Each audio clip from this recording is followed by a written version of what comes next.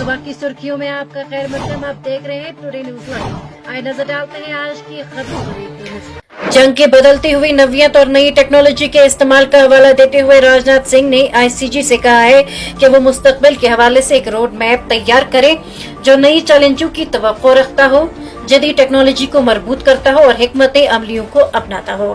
पीर के रोज हिंदुस्तानी coast guard के आला कमांडरों के एक प्रेस कॉन्फ्रेंस से खिताब करते हुए राजनाथ सिंह ने कहा कि जंगों को अब महीनों में नहीं बल्कि घंटों और सेकंडों में मापा जाता है, क्योंकि सैटेलाइट, ड्रोन और सेंसर्स तनाजात की नवीयत को नए सिरे से मुतय्यन कर रही हैं। उन्होंने कहा कि तैयारी, मवाफिकत और तेज रद्द अमल फोर्स के नुक्ते नजर की बुनियाद होना चाहिए। वजीर दिफा ने इस बात पर जोर दिया कि हिंदुस्तान का 2047 तक तरक्की याफ्ता मुल्क बनने का रास्ता खुशहाली और सलामती के जो दस्तानों पर मुनहसर है। कश्मीर जोन के inspector general police VK Birdi ने एक अहम सिक्योरिटी जायजा इजलास की सदारत की, जिसमें वादी की मजमूई सिक्योरिटी सूरत हाल और जराइम के इंसदाद के इक़दामात का तफसीली जायजा लिया गया।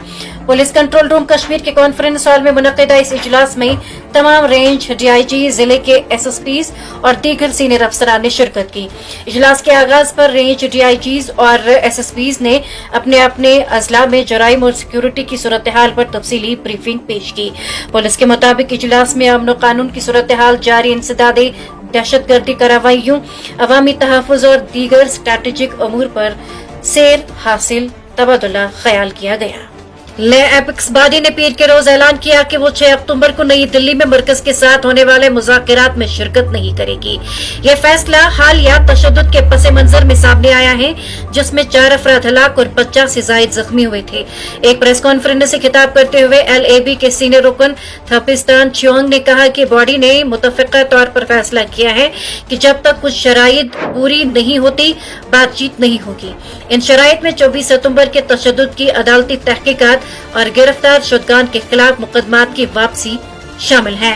चांग ने कहा कि किसी भी मकालमे से कबल अमन और मामूलाती जिंदगी की बहाली लाजमी है।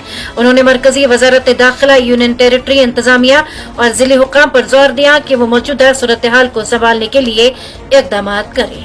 शुमाली कश्मीर के हंदवाड़ा के लंगेट के वाहीपुरा गाँव में एक हामिला खातून जो कि 6 माह की प्रेग्नेंट बताई जाती है, उसके घर में पुरअसरार हालत में मुर्दा पाए जाने के बाद गम और गुस्से की लहर दौड़ गई, जिससे एहतिजाज और मुकम्मल तहकीकात का मुतालिबा शुरू हुआ।